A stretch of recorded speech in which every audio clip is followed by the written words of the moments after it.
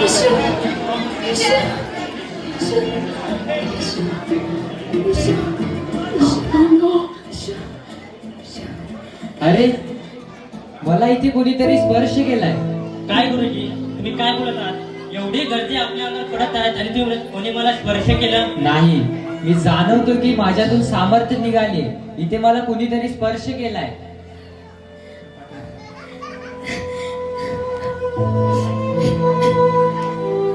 प्रभू, मीच जिनेतून स्पर्श केला प्रभू. प्रभू, मी 12 वर्ष फार कष्ट सहन केले. माझा आजार बरा करायला मी सगळीकडे भटकले प्रभू, पण माझा आजार बरा नाही झाला प्रभू. माझ्या घरच्यांनी मला टाकून दिलं प्रभू.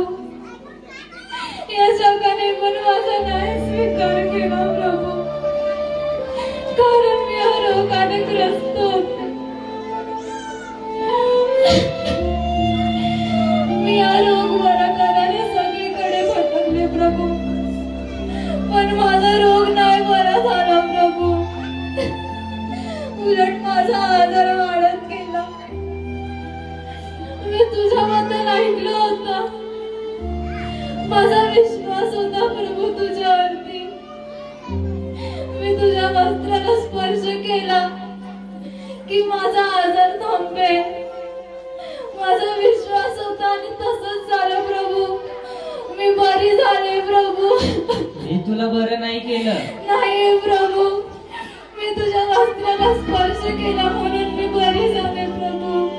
तू तुझ्या विश्वासाद्वारे बरी झाली आहेस. आता उठ, आनंद कर आणि घरी जा आणि परत पाप नको करू. उठ.